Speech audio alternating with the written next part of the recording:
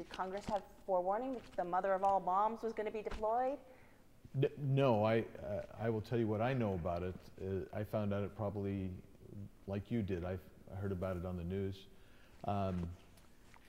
Congress, as far as I know, maybe leadership was briefed, but I, as a member, was not briefed.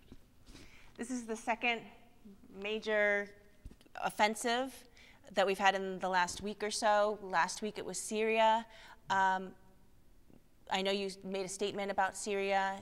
You felt like it was a good move on the administration's part, and where should we go from there after this? How do you follow up on a missile strike? Okay, so with the Syria issue, I think the point I was trying to make with my statement is that, yeah, the president was responding contextually and in a measured way. That's really what I felt was appropriate, in the sense that that really was not necessarily an act of war.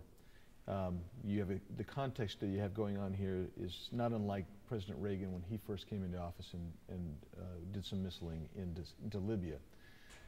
We have a regime that said it didn't have chemical weapons, assured us that they'd be gone. They weren't gone, apparently.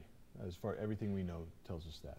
And so the response was measured, but I wish that he would have come to Congress. I believe he probably should have come to Congress, and I don't believe you can do anything else to advance that type of activity until you've come to Congress and asked for a declaration of war, quite frankly.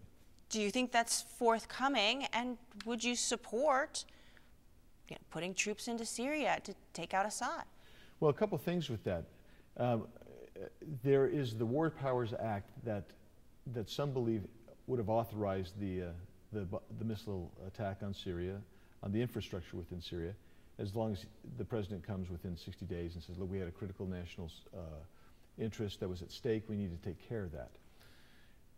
If you're going to declare war, if you're going to put boots on the ground anywhere, in my opinion, and really make things go, you need to make a case to the American public. You need to make a case to Congress and say, look, here's what we've got going on. This is why this is a national security interest and actually a threat to an existential threat to the country. That's typically what is done. We've done prior to 1952. We used to do that, and I think that's an appropriate way to deal with some of these issues. If we think that we're being threatened in a material way, then that's the way you do it, as opposed to just granting some broad scope of military use of force. That's where I am. Obviously, there's a lot of big issues that you are tackling right off the bat coming into Congress as a freshman representative. Let me ask you about this. You've come back for your spring recess. You're doing not one but 2 town hall meetings. So, are there more planned for next week, or just two? We've got these 2 town hall meetings, but then there are some normal meetings that you have with constituents and Republican clubs, and so there's a lot of meetings going on. Yeah. Not all of your colleagues are having town halls. Why did you think it was so important to have not only 1 but 2? Well, before the session started, my staff and I got together and we said, well, probably when we go back in April, that's the time to do a town hall, because we thought we would be done perhaps with health care and maybe some other big things that were going on. We wanted to report to folks. I mean, a town hall is a town hall. We did 2 teletown halls where we reached thousands upon thousands of people. We've done more than 20,000 responses to emails and other correspondence in the district. So we've been in contact with the district, but sometimes it's just best for people to be able to see your face in front of them, and that's why we decided to do it. We decided to do 2 this week because we don't really have much time to do it next week, and just reaching out to the constituency. Yeah. What do you say to people who say members of Congress aren't accessible enough to them these days? A lot of people say, so even after we did the town hall the other night, people said, well, he didn't answer all my questions. Well, we had 600 some odd people there.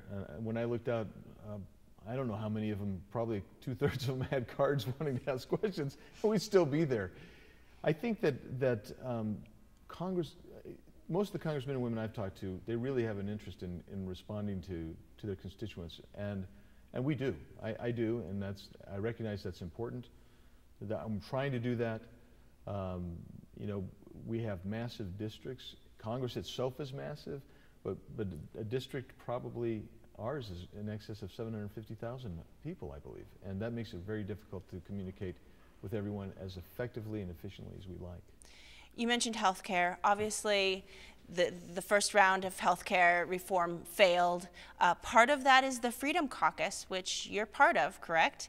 That said, we don't like this particular plan. How do you want to see it change before you're willing to vote for it?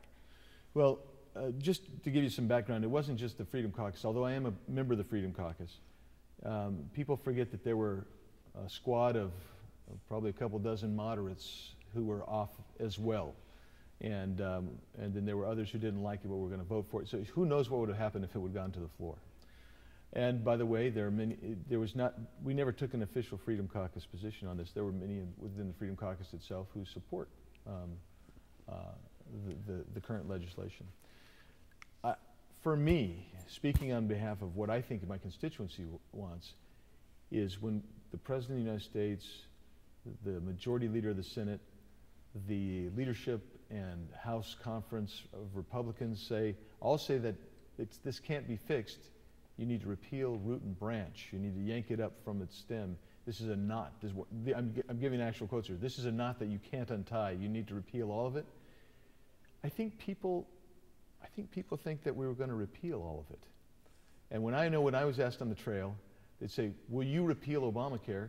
And I said, "I will support the full repeal of Obamacare." That's the perfect, okay? That's the perfect. So people say, "Don't let the perfect be the enemy of the good." I say, okay, well, for me, the perfect is keeping my promise straight up, which is repeal, right? If it's good, then how about doing the 2015 bill, which is supposed to be the baseline that passed out of both the House and Senate unanimously from Republicans and was vetoed by President Obama? Well, why not do that? But we're not even getting there. And so you're keeping the framework of Obamacare in place, relying a lot on your regulator, which in this instance will be Tom Price, the Secretary of Health and Human Services. But in the next administration, if it's a Democratic administration who supports Obamacare, those levers could be switched back up. And so you will not have fully repealed Obamacare. So for me, I really would love to see a straight repeal. That's what we promised, and I don't think it's radical to say, let's try and keep our promises.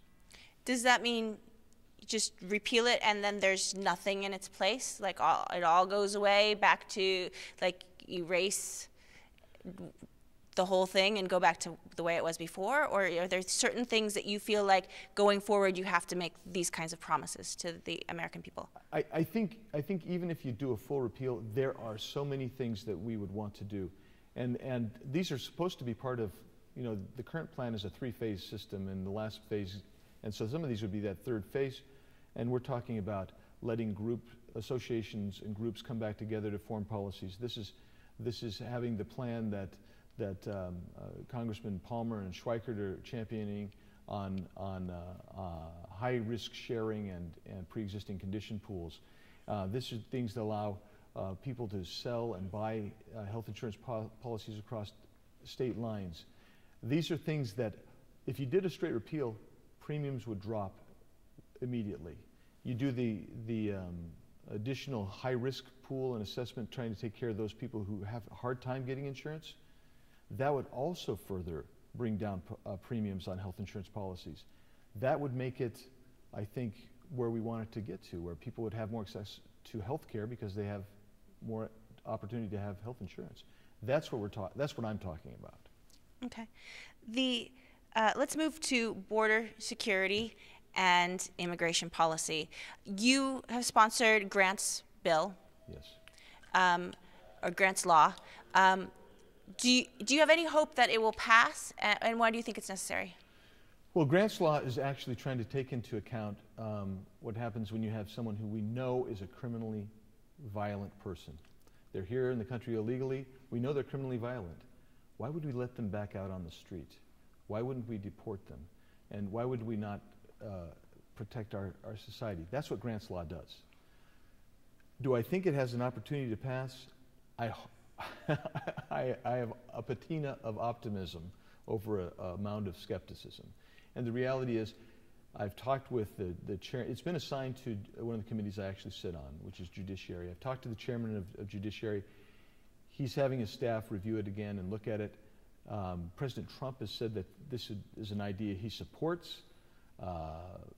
There is a lot of support for this idea. I mean, even some of my adversaries in the press, in certain areas of the press that don't really like a lot of what I do, they said, this is common sense, let's do it. So that leaves me hopeful. And I'm trying to reach out across both sides of the aisle to get people on board, because it's something that everybody can get behind, actually. So, yeah, I'm hopeful. I'm very hopeful. Okay.